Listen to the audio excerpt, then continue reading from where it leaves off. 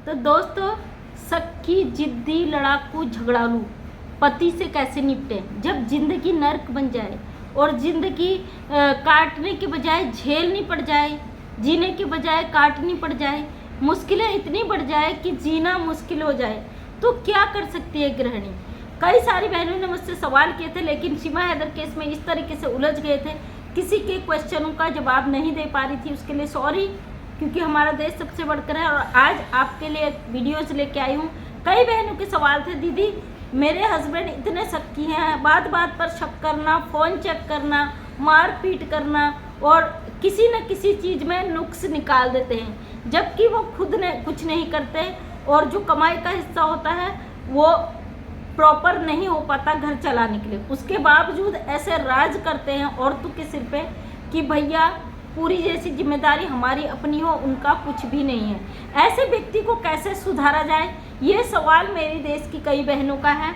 और सबसे पहले उन बहनों का धन्यवाद जिन्होंने मेरे वीडियो के माध्यम से मुझे ये लिखा कि आपकी वीडियो से मेरे घर में सुधार आया, मेरी परिस्थितियाँ सुधरी, मेरे घर परिवार में सुधार आया। उन सभी का थैंक यू, उस परिवार का थैंक यू जो मेरी बातों को समझे और उस पर अपना विचार रखा और उस पर सुधार करने की कोशिश की। क्योंकि मैं कुछ नहीं होती, मैं अपनी बातों को आप तक पहुंचाती हूं। जो जीवन में मैंने झेला है, मैंने अपने जीवन में देखी है चीज़ें, उन चीज़ों के माध्यम से आप तक मैं वो चीज़ें पहुंचा पाऊँ, मैं इतना ही प्रयास करती हूँ। मेरा जीवन संघर्षों से गुजरा है, तो मैं चाहती हूँ किसी के जीवन में कोई व्यक्ति स्ट्रॉन्ग होता, झेल लेता, कोई नहीं झेल पाता है, तो उस व्यक्ति तक मेरी बात पहुंच सके, वो अपने आप को इतना स्ट्रॉन्ग बना ले कि हर परिस्थिति से लड़ने की स्थिति पैदा हो जाए। तो आज बात करते हैं जिद्दी, झगड़ालू, लड़ाकू ऐसे पति को कैसे सुधारे। सबसे पहले एक बहन का मुझे काफ़ी दिनों से कमेंट आ रहा था कि दीदी मेरे हस्बैंड शक करते हैं, कहीं जाने नहीं देते हैं, कमाई जितनी आती उतने में मेरा घर नहीं चलता, बच्चों का पालन पोषण नहीं हो पाता, फीस सही से नहीं जा पाती, तो ऐसी स्थिति में मैं क्या करूं। और पति जितना कमाता आधा पीने में निकाल देता है और आधा जो हमें देता है इतने रौब से देता है कि जैसे महाराजाओं की पूरी वो खजाना लूट कर हमारे हाथों में रख दिया और वो राजा महाराजा और हम पर राज करेंगे महीने भर। ऐसी स्थिति में क्या करें। तो सबसे पहले मैं बता दूं, सबसे पहले आप अपने आप में एक चीज़ सोचिए, 5 मिनट के लिए अपने बारे में सोचिए कि आप कौन हैं, आप क्यों बर्दाश्त कर रहे हैं, किसके लिए बर्दाश्त कर रहे हैं। क्या आप एक साधारण से इंसान है। प्राण तो जानवर में भी होते ना, जीता तो कुत्ता भी है, दर दर जाता है, खाता है, पेट भर लेता है, लेकिन क्या आप उसकी जैसी अपनी कंडीशन बनाना चाहते हो। बहन ने मुझे ये भी कहा है कि मैं जॉब नहीं कर सकती, मैं घर से बाहर नहीं निकल सकती, मेरे ऊपर बच्चों की जिम्मेदारियाँ हैं। तो सबसे पहले जीवन जो है अनमोल है, क्योंकि हमारे लिए हम जिंदगी में आते हमारे ऊपर बहुत सारी जिम्मेदारियाँ होती हैं। तब तक जब तक हम उसे अपनी पूरी प्रॉपर जिम्मेदारी मान ले देते हैं, हमें पता होता है कि हमारे जीवन में इतना ही लक्ष्य है, तब तक हम उस पर बंध कर रह जाते हैं। जब हमें पता होता है हमारा जीवन इतने से के लिए नहीं बचा है, खाली परिस्थिति को झेलने के लिए, परेशानियों में घुट घुट के मर जाने के लिए नहीं बना है, अपने आप को स्टेबल कर लेते हैं, अपने आप को स्ट्रांगली खड़ा कर लेते हैं, तो हमारे लक्ष्य और बढ़ जाते हैं। सबसे पहले ये आपके लिए। और ऐसी ही कई बहनों के जवाब, हर किसी का तो मैं जवाब नहीं दे सकती, अपने वीडियोस के माध्यम हर किसी को एक प्रेरणा देने की कोशिश कर सकती हूँ। मेरे सामने भी एक महिला थी और मैं उसी का एग्जाम्पल देती हूँ। मेरे घर पे काम करती थी, मैं वीडियो बना भी चुकी हूँ उन पे। उसका पति का भी डेली यही रूटीन था, रोज़ मारना पीटना, काम करने आएगी तो शक करना, किसके कोठी पे गई थी, कहाँ काम करा कहाँ नहीं करा, जबकि वो 2 ही हमारे गवर्नमेंट क्वार्टर थे, 2 क्वार्टरों में काम करती थी, तो रोज़ उसे पीटना, रोज़ मारना। एक बार तो बेचारी के दांत भी तोड़ दिए थे, तो बड़ी परेशान थी। तो फाइनली जब उसको कहते थे, लास्ट में क्या होता है ना, जब पति पत्नी के झगड़े होते हैं तो पत्नी इमोशनल होती है, पति रो धो के उसे मना लेता है अगर कोई कार्रवाई करती। मैं हर महिला से कहती हूँ, अगर एक्शन लेते हो तो फाइनल एक्शन लीजिए। ऐसा नहीं कि आपने आज कंप्लेंट करी और आप कल कंप्लेंट वापस ले ली। ऐसे में आपकी अपनी छवि उस व्यक्ति के सामने डाउन पड़ जाती है। उस व्यक्ति को लगता है आप तो बार बार करती हो, आपको इस तरीके से शिकंजे में दबा लेता है कि आप आज तो कंप्लेंट करते हो उसके खिलाफ, लेकिन वो इमोशनली जब आप मना करते हो तो पुलिस भी आपसे थककर आपकी कंप्लेंट नहीं लेती है। इसलिए हर महिला कोशिश करती है अपने घर के घरेलू लड़ाई झगड़ों को अपने स्तर से डील करने की, और पुलिस पर नहीं जाती, क्योंकि पुलिस जहाँ पे धब्बा लग गया ना, कोर्ट कानून तक की बात पहुँच गई और रिश्ता वैसे ही टूट जाता है। अगर आपको लगता है परिस्थिति है, आप चीज़ों को समझ सकती हो, उसको रोक सकती हो, अपने घर को संभाल सकती हो, तो आपको कोई भी कंप्लेन करने की ज़रूरत नहीं है। अपनी समझदारी से आप घर को संभाल सकती हो। दूसरी बात, अगर आप ज़िंदगी में इतना टूट चुकी हो, आपके बस का नहीं है उस चीज़ को झेलना, तो भैया मैं कभी भी नहीं कहूँगी आप उस रिश्ते को झेलो। तुरंत उस पर एक्शन लो, तुरंत छुटकारा लो, क्योंकि ज़िंदगी बड़ी अनमोल है। घुट घुट के मरने से ज़्यादा किसी के हाथों से मरने से अच्छा है कि आप अपनी ज़िंदगी को अलग से स्ट्रांगली जियो, अपने दम पर जियो। ज़्यादातर महिलाओं का यही प्रॉब्लम होता है कि हमारे पास बच्चे, हम कहाँ से खिलाएंगे उनको। आपने कभी सोचा है, जो आप दिन भर घर में काम करते हो ना, कितना कीमती, अगर आप किसी के यहाँ 1-2 घंटे भी करोगे ना काम, तो आपको उसको बदले में सैलरी मिलेगी। लेकिन आपको ऐसे व्यक्ति से क्या मिलता है? ताना, आपको जलील होना, आपको गालियाँ, आपको हर तरीके से नुकसान ही मिलता है। तो सोचो आपकी ज़िंदगी कहाँ पे कीमती है। आप किसी का भी काम करोगे, किसी के घर में फ्री में नहीं करोगे, तो भी आप अपने बच्चों को पाल सकते हो ऐसी जलालत भरी ज़िंदगी जीने से पहले। और दूसरी बात रही, जो आप कहते हो कि मैं कहीं दूसरी जगह जॉब नहीं कर सकती, अपने घर में आप क्या कर रहे हो? अपने बच्चों के दिन भर आप काम करते हो, उसके बाद बच्चों के सामने जलील होते ना पति के हाथों, पी के आता है, मारता है, गालियाँ देता है, तमाम चीज़ें करता है, तो आपके बच्चे देखते हैं उस चीज़ को, सीखते हैं, सोचते हैं हमारी माँ बहुत कमज़ोर है जो ऐसी चीज़ों को झेल रही है।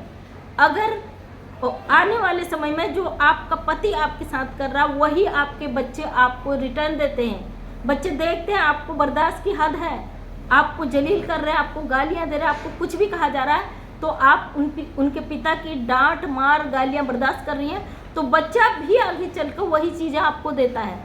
अगर आप सवाल करोगी तो वो उसका एक ही जवाब होगा, आपने बर्दाश्त क्यों किया। हर बच्चे का ही होता है। इसलिए अगर आप ऐसी सिचुएशन में हो, सबसे पहले अपने आप को स्टेबल कीजिए, अपने आप से एक वादा कीजिए कि हमें ऐसी ज़िंदगी नहीं जीनी है, हमें बदलाव लाना है अपनी ज़िंदगी में। क्योंकि कोई दूसरा ऊपर वाला नहीं आएगा आपके लिए भगवान बन के, आपके लिए लड़ने के लिए, आपके पति को सुधारने के लिए, या कोई ऐसा टोना टोटका कोई नहीं होता भाई दुनिया में कि वो आपके पति को सुधार दे। कई लोगों को, मैंने बहनों को देखा, वो मंदिरों में जाती है, गुरुद्वारों में जाती, मस्जिदों में जाती, वहाँ कहती है गुरुजी हमारे पति को सुधार दो। दुनिया का ऐसा कोई जादू नहीं है जो इंसान का माइंड बदल दे। सबसे पहले बात, मैं खुद देवी माँ की भक्त हूँ, माँ काली की मैं अवतार हूँ, लेकिन मैं नहीं मानती भैया, जब तक आप स्ट्रॉन्ग नहीं हो, दुनिया का कोई भी ऐसा चमत्कार नहीं है कि व्यक्ति को सुधार देगा। मैं इन चीज़ों पे भरोसा नहीं करती। हालांकि मैंने चमत्कार होते हुए देखे, फिर भी नहीं करती, क्योंकि पॉजिटिविटी, अगर हमारे माइंड में पॉजिटिविटी है, हमारी लड़ने की शक्ति है किसी बुराई से, तो गलत चीज़ हमारे सामने खुद ही नहीं आएगी। सबसे पहली बात। दूसरी बात, उस व्यक्ति आ रहा, आपका पति, वो आपसे बदतमीजी कर रहा है, आप डर रहे हो, जितना आप डर रहे हो उतना वो आपसे बदतमीजी कर रहा है। कभी भी आपने देखा होगा, आप जुबान चलाओगे एक बार तो पीटेगा, आप चुप बैठ जाओगे। अगर वो आपका पति है, मैं कभी भी नहीं कहूँगी आप बदतमीजी करो, लेकिन हाँ, अगर आपको जूता चप्पल से 10 बार मार रहा तो एक बार आप भी जरूर मारिए। दोबारा वो बंदा हिम्मत नहीं करेगा कि भैया जूता चप्पल मारो, क्योंकि आप पत्नी हो, धर्म पत्नी हो, आपको शादी के साथ, फेरों के साथ, सारे रीति रस्मों के साथ व्यक्ति शादी करके अपने घर लाया है। फिर उसको किसने अधिकार दिया है कि पी कर, दारू पी के आपको जूते चप्पलों से कूटे? क्या आपकी ज़िंदगी इतनी सस्ती है? आपने अपने मायके में भी ऐसी ज़िंदगी झेली है जो एक व्यक्ति आपको दारू पी के पीटता है और आप पति परमेश्वर समझ के उसको झेल रहे हो? सबसे पहली गलती आपकी यहाँ पे होती है। आप इज्जत करिए, रिस्पेक्ट कीजिए अपने ससुराल का, उनको कोई कमी महसूस मत होने दीजिए। जहाँ आपको लगता है आपके साथ इस तरीके का व्यवहार हो रहा है तो तुरंत जवाब दीजिए उसका, पहली बार में ही दे दीजिए। क्या कहते हैं लोग, जो जवाब देती है ना महिलाएं, गलती नहीं बर्दाश्त करती, उसको लोग कहते हैं तेज है, चालाक है, चतुर है, गलत है, तो वो आपको कहेंगे, उनकी सोच है। लेकिन आपकी परेशानी, जब आप मार खाती हैं, पिटती हैं, कुटती हैं, तो लोग क्या कहते हैं, गलती इसी औरत की है इसीलिए तो पीटता है। तो अभी दुनिया चुप नहीं रहती मेरी बहन। तो आप लोगों को अपने आप को स्ट्रॉन्ग करना है, उस चीज़ को फेस करना है सामने से। जब आप डर जाती हैं, आपको लगता है हमारा पति है, पीट रहा, कोई बात नहीं, दूसरे दिन उसकी और हिम्मत पड़ जाती है। आज उसने 1 थप्पड़ लगाया, दूसरे दिन 2 लगा देगा, और तीसरे दिन उसकी हिम्मत पड़ जाएगी, लाठी डंडे जूता चप्पल तक उतर जाएगा। इसलिए ऐसी नौबत आने से पहले जिस दिन वो 1 थप्पड़ मारता है उसका जवाब उसी दिन दीजिए आप। क्योंकि आपका पति है, परमेश्वर है, मानती हूँ, लेकिन हक नहीं है कि आपको वो ऐसे कुत्ते बिल्ली जानवरों की तरह पिटाई करे। इसका अधिकार किसी को भी नहीं है। इसका बहुत तगड़ा कानून है जो आप सीधेपन में ना भूल जाते हो। पढ़े लिखे होने के बाद भी आपके माइंड में ये चीज़ नहीं आता कि हमारे लिए भी कानून बने हैं। तो अपने ऊपर सबसे पहले होते हुए अत्याचार को रोकना आपका पहला फर्ज बनता है। आप दुनिया समाज के लिए तो बात की बात हो, सबसे पहले अपने लिए लड़ना सीखिए, क्योंकि ये ज़िंदगी बड़ी अनमोल है, ये बार बार नहीं मिलती है। कई लोगों को मैंने ज़िंदगी खोते हुए देखा है। तो मैं नहीं चाहती कि ऐसे छोटे छोटे चीज़ें जो बड़ी बन जाती उसको आप बड़ा बनने से रोक सकते अपने जीवन में। सबसे पहले अपने लिए स्ट्रॉन्ग बनिए, क्योंकि जो इंसान अपने आत्मसम्मान को नहीं बचा सकता दुनिया में उसके लिए कुछ भी नहीं है। हमारे लिए हमसे बढ़कर सबसे पहले हमारा आत्मसम्मान है।